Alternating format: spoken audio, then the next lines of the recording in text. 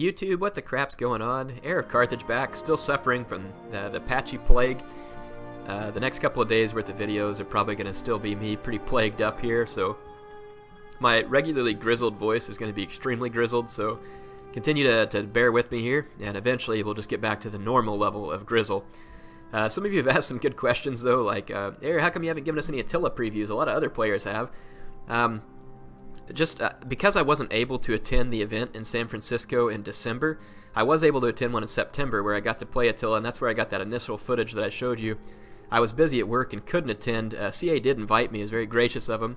I wasn't able to attend though because of my day job functions, and so I was a little late in getting a hold of a preview build of Attila, and I was actually working with it a little bit and going to make some videos, and then it disappeared out of my Steam, so I'm guessing that CA probably pulled that preview version back because it's really outdated, I'm sure, anyway, because it had been out for quite a while. And so I don't have anything right now to make you any preview videos for Attila, but there's some players out there who have made some good videos, and as much as I would like to make it for you, I have gotten to play the game, and I have a few thoughts on it. I could share it with you, but I don't know if I'd really be adding a whole lot to what other players have done. I know Sun Jetsu, I think Prince of Macedon, I know Lionheart has made some, Diplex Heated made some, I think Prussian Prince has got some info up about Attila. There's a lot of players that have gotten a chance to show it off, so I think, what is it Darren Total War, I think, had some too, and then you've got Warrior of Sparta, I think, had some. I could be wrong. There's a ton of players that were involved, though, if I remember right. I'm trying to remember who else had it, because I'm going to forget. Rambler may have had some too, so you can check out Alex the Rambler. There's so many Total War YouTubers now, which is great. Now, honestly, it's pretty exciting. You know, outside of the gaming world, sometimes people find out what I do on YouTube, and they're like, Heir, of course they don't call me Heir, I'm just throwing that in here for now. They call me Mark, because that's my real name. They'll be like, Mark, so do you have like a lot of competitors on YouTube? What's funny is my answer to them is usually I say no, but it's not because there aren't other YouTubers out there. I guess I just don't consider any of the other channels to be my competitor, really. And I think it's because it kind of just feels more like a community thing to me. The different channels each have kind of like their own unique feel and purpose. And so to me, I find it to be like, rather than a group of competitors, it's more like a smorgasbord of Total War. You can come in and pick and choose the stuff that seems most interesting to you, or the YouTuber that fits your style the most, or that shows the type of content that you want. There's, I mean, a lot of different stuff to offer. So I actually like it, and hopefully for you all out there that are running other channels, hopefully you know that I don't ever sit around and like consider you my enemy or my competitor, like I'm looking to crush you. I don't necessarily look at this YouTube thing as like some kind of capitalist venture. I mean, obviously I make a little money off of it from the advertising, so I guess in that respect I do, but I don't look at it in a way of like, yes, I'm gonna go out there, crush the competition, take the whole market share. I mean, like, I honestly like the fact that there's other players because it creates interest, I think, for the community. And I think that CA does a pretty awesome job of working with the other channels. You don't have to be a fairly big channel like myself or Lionheart for them to work with you, which I think is really cool, because there's a lot of smaller channels that get to work with them, and it just allows for a whole lot of community feedback. So anyway, I guess I got kind of sidetracked. We're going to jump in and talk about Epirus in today's faction focus. Epirus is an interesting faction. They're a bit of an underdog, but they do have some fun tools to use. And they definitely have a really interesting campaign start position, too. They're probably one of the tougher factions from campaign start, especially if you're going to throw it onto Legendary. Very difficult start for these guys. Though, from what I saw in Attila, the Eastern Romans, the Western Romans are going to end up with a horrible start position. It's going to be awful. So, Legendary difficulty with the Western Romans on Attila is going to be the challenge of the century, I think, for Total War. But in any case, let's take a look at what Epirus has to offer. Sorry, I have to have a cough drop in my mouth too, so I apologize that it may continue to make me sound a little funnier, but it's helping to keep me from hopefully coughing or getting too hoarse. So they have access for Generals units, Hellenic Royal Guard, Hellenic Royal Cav, and Royal Peltist. So unfortunately, Hellenic Royal Guard have been pretty much worthless since the release of Rome 2. I say that pretty much. There was a couple of patches where elite pikes were pretty dangerous. That was back when pikes were actually pretty powerful. They've always been really derpy in the way that they move and function, but there was a couple of patches where these guys were pretty powerful. And then of course there's patches where they were absolutely useless, and now they're into they're just mostly useless. I'm really disappointed And I like Creative Assembly. They do a lot of good stuff to try and help out improve the game, but I really am disappointed that that pikes have not received any more attention in the end game here, and they still are pretty much useless in the game and don't really serve a whole lot of role. They're fun to use in campaign and quite useful there against the computer, but in online battles they are just garbage. I've seen people use them occasionally well, but it takes a very fortunate circumstance for them to be useful. So Hellenic Royal Guard, I recommend pretty much never choosing this as your general unless you're playing a campaign. The one time I will admit where these guys could be potentially useful is if you were playing on a map that offers a choke point, such as maybe a siege battle or something like that. In that case, if these guys are protected by skirmishers, then yes, they are potentially extremely deadly. And they come with decent armor, though one of the big falls for all pikemen is their missile block chance is not going to be great, so they are very vulnerable to skirmishers. Now, Hellenic Royal Cav is a pretty strong shot cav, kind of akin to companion cavalry. Very nice charge bonus, very good weapon or melee attack. So weapon damage is common for all shot cavalry because they rely on their charge. Decent armor, decent health and base morale, potentially punishing cavalry unit. So definitely has potential use on the battlefield. Royal Peltists are an excellent sword unit in the sense that they have very good attack. They can counter elephants and chariots with their javelins, and they can throw their javelins into the rear of enemy units or into skirmishers or whatever you want.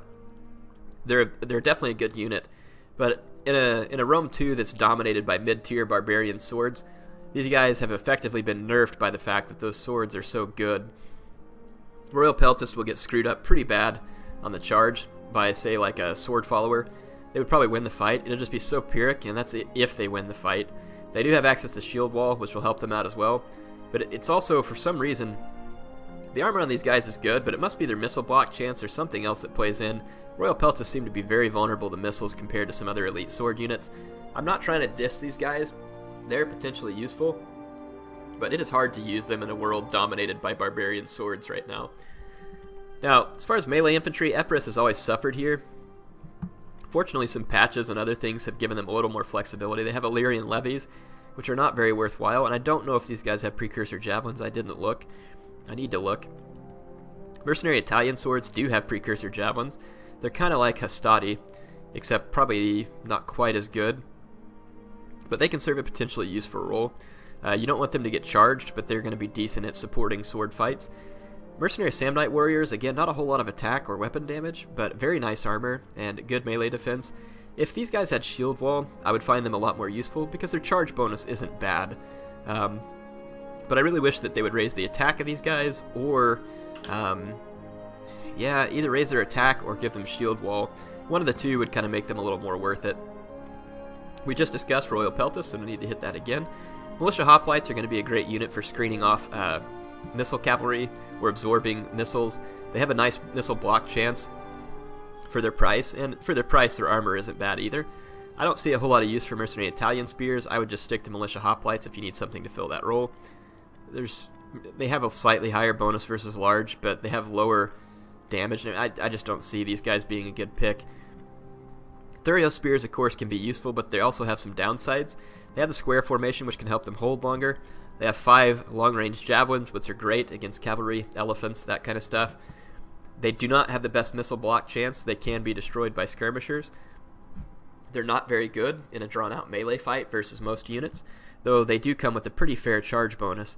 But with their low attack and damage, they're not going to do a ton of damage. If they can manage to get around an enemy flank and throw javelins, or charge into rear of enemy infantry, they can be useful. But again, they're going to suffer versus cheap sword units badly, and so you'd have to be careful with them. They have access to standard hoplites, which we've seen before, so probably no need to explain these guys again. They also have access to these mercenary Etruscan hoplites, which do not have very good attack, but they have pretty decent weapon damage for a hoplite unit, and 85 armor, on top of a 24 charge bonus. Very nice melee defense on these units as well. These guys are pretty tanky for their price. They're not going to do a whole lot of killing, but they will be able to hold their ground for a pretty exceptionally long amount of time for the price. So, not a bad unit for holding an area.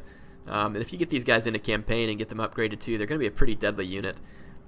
Now, Leve Pikemen, probably one of the most worthwhile pikemen, just because they're so cheap, because your pikes are going to almost certainly die. You wouldn't want to spend a lot of money on them. Now, what Leve Pikemen can be used for is protecting expensive skirmishers, so that your opponent can't really attack them head-on with infantry or cavalry, and your expensive skirmishers like Rhodians or Cretans would have some time to fire. And if you keep a couple of infantry units around to support the Leve Pikemen, it makes them even that much more strong because they can be useful.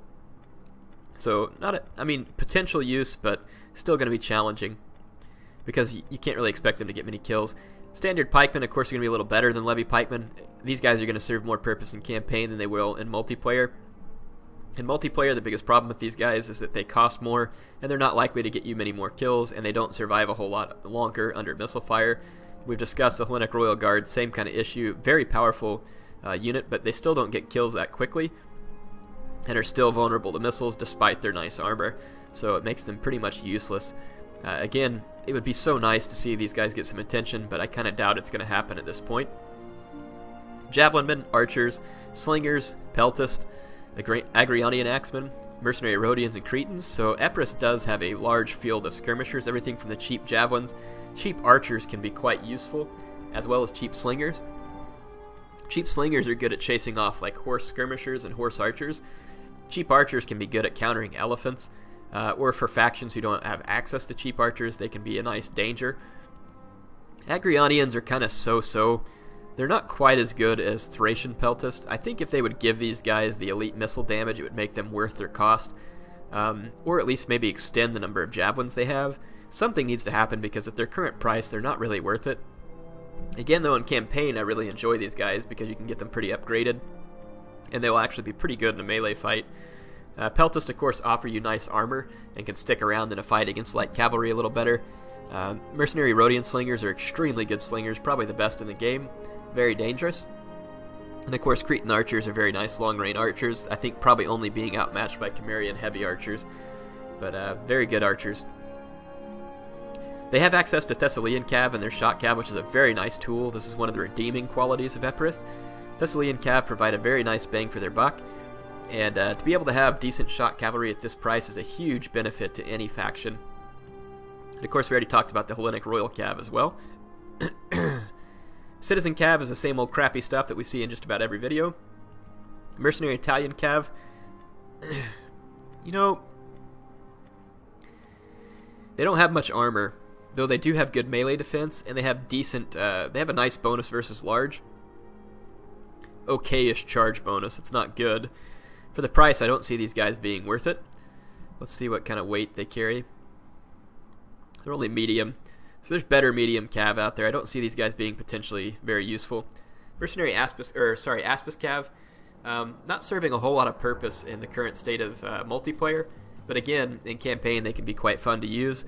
When these guys start getting a lot of upgrades in campaigns, you can get them up to like almost 100 attack, and of course if you dismount them, they'll chew through infantry as well. I don't really see the purpose for them in multiplayer. It's not to say that they couldn't be used well in a few circumstances, but they're going to suffer so badly versus mid-tier melee cav, and they can't just ride into swords and kill them like Katana Cav on Shogun 2. They have to be used in rear charges, which is, if you spend this much money, it's hard to have enough cavalry to overcome the enemy to get them into rear charges. So it's kind of difficult to use these guys. Skirmisher Cav, not very good, but if you're looking for some cheap skirmishers, okay, I guess. Tarantine Cav, very nice armor for a Skirmisher Cav, though they're going to be a little slower. They're medium missile Cav, but again, that armor can be handy at absorbing enemy javelins or a little bit of archer fire. So one of the main things that also helps out Epirus is they have access to Mercenary Indian War Elephants. This is going to give them a lot of killing power that they lack in their melee infantry, so definitely a tool that Epirus should keep in mind. Now, Molossian dogs are, I think, the strongest war dogs in the game. They're also the most expensive. I wish they would lower the price of war dogs, because honestly, at the current price of all the war dogs, none of them are really worth it. You're not going to see them get used very effectively very often. There, they can take out horse archers, kind of. But, I mean, do you want to spend $575 to take out horse archers? I don't think so. It's not going to be a good use. Again, these guys are fun in campaign. They will do good versus low armor, low health infantry. They're not going to do very good against high armor, decent mid-tier, or even elite infantry. They can be used to chase skirmishers. They're very fast, and they can catch horse archers. But just be careful, because it's not a good one-for-one trade to trade a war dog for a horse archer. Anyway, that pretty much sums it up for Epirus, of course, the most deadly unit that Epirus has access to is the Beehive Onager. Just kidding, that unit's worthless. I don't even know what it does in the game. Okay, so I do have a replay to show you Epirus, and it is right here, where I'm going to play against Rome, which is actually a pretty tough match for Epirus, so this ought to be fun.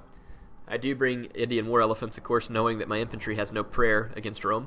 And my opponent brings a lot of skirmishers, actually. I don't think he brought near enough infantry. In fact, I don't like the Roman build at all that my opponent brought. I do not think it was a good counter to Epirus. He's got Auxiliary Cav, which I guess is an okay-ish choice, because they will be a lot more challenging for my Thessalians to destroy. The Gladiator Spearmen, on the other hand, I don't see the point in this pick. Yes, they're good at tearing down cavalry as long as they don't get charged, but what other purpose are they going to serve? You don't want them to get shot by Thurio Spears, which are likely to be there for Epirus, so I mean, it just makes more sense to bring Custodi. Yeah, they don't have a bonus versus large, but they're sturdier. They have Precursor Javelins, which the Gladiators do not. They're in tight formation, which the Gladiators are not, which means they can potentially brace. And they do better against Thurio Spears and Cheap Swords, which the Gladiators do not.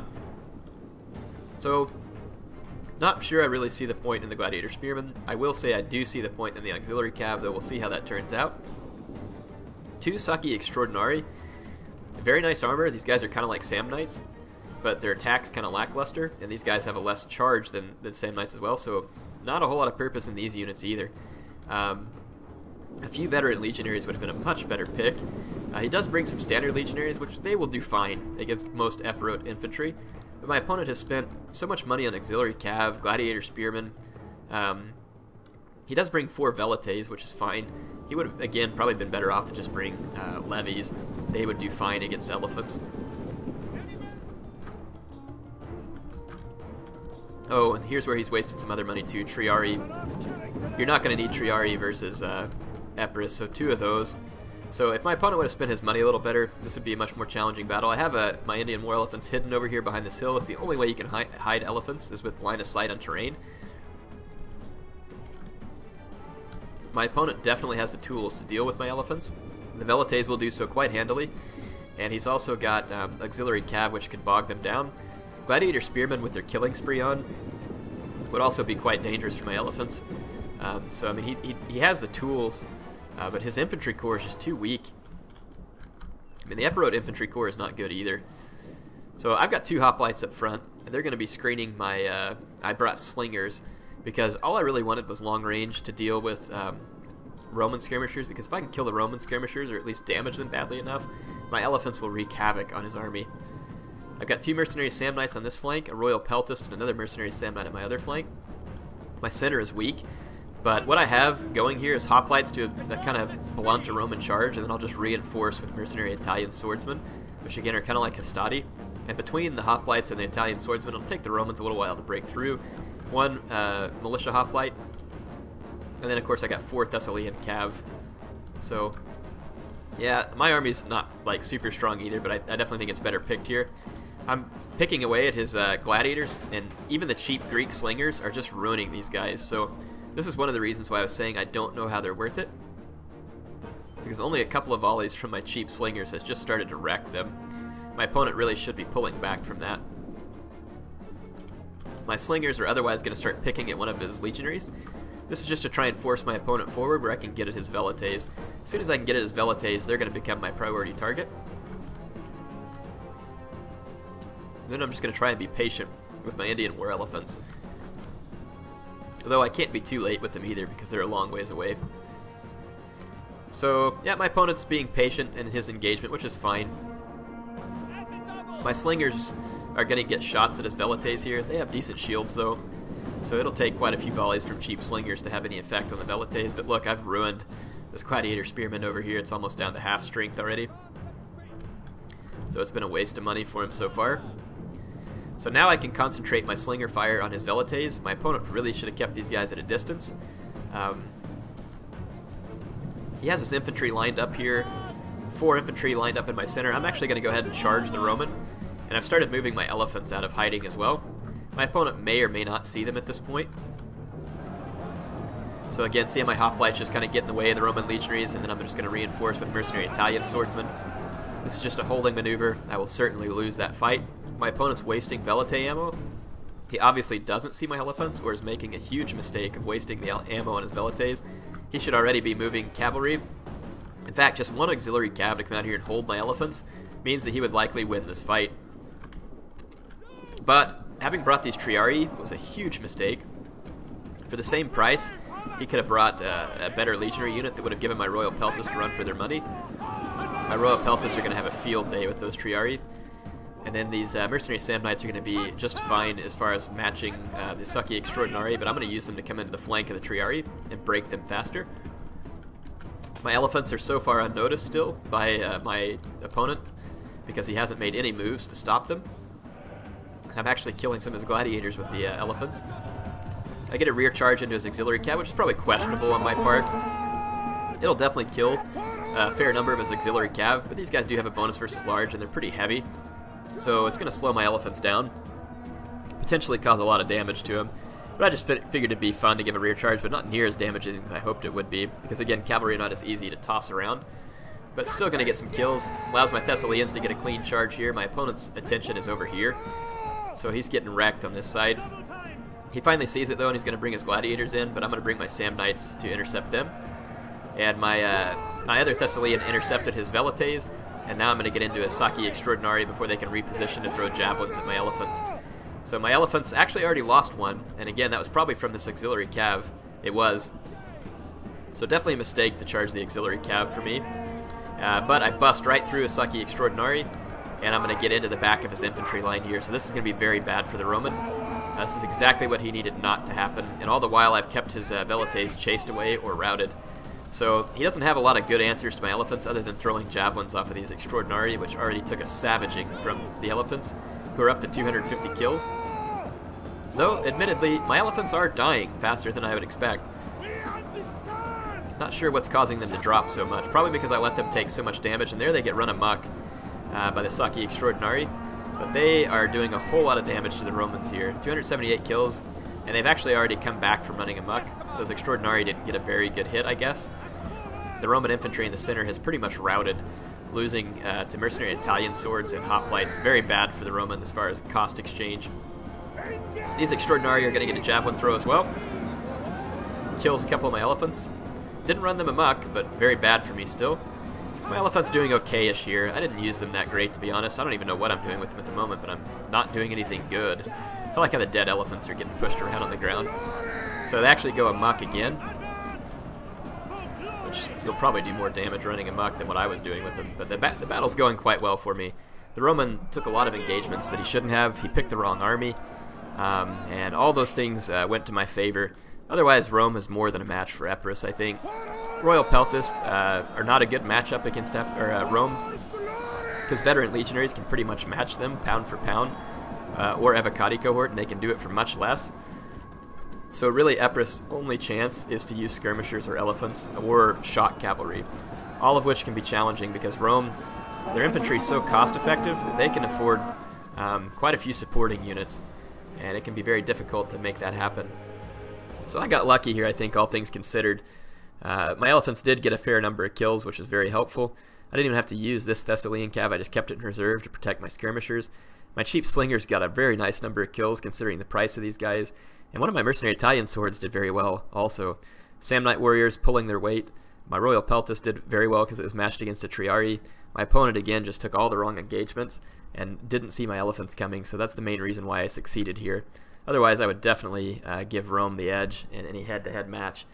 Of course, though, again, the elephants from Epirus can be a big threat, and the shock cavalry can potentially be a nice threat as well. In any case, hope you all enjoyed this. I am curious real quick to see if these Illyrian levies, though, have javelins. I can't remember, so I'll just start up a battle, and we'll see. If they do have javelins, I guess I could see the potential use in these guys. They do. So, yeah, the Illyrian levies then would actually have a potential use, because they're fairly cheap and have access to javelins. So, that would be handy. Good to know. It's always good information. They're a little expensive for a cheap javelin unit, but they're going to do kind of like what a hillman would do. I can't really tell if they're better than hillmen or not, though, right off the bat. So, Epirus, fun faction and campaign if you're looking for a challenge. Fun faction in Multiplayer, again, I think if you're looking for a challenge, I don't think they're a match for the traditional successor kingdoms, really, just because they lack decent melee infantry, or enough of it at least. They have the Samnites, but they can only have 3 of them, so it's going to make it challenging. Skirmisher-wise, they're well off, and cavalry-wise, they do just fine as well, because they have access to the Thessalians and the Hellenic Royal Cav. Elephants, obviously, a big benefit for them as well. Anyway, Epirus, again, just kind of a middle-of-the-road faction, a fun one. Glad they're in the game. Nice historical faction to throw in there that actually wasn't in Rome 1, so definitely an enjoyable addition. Hope you all enjoyed this. HeirofCarthage, signing out for now.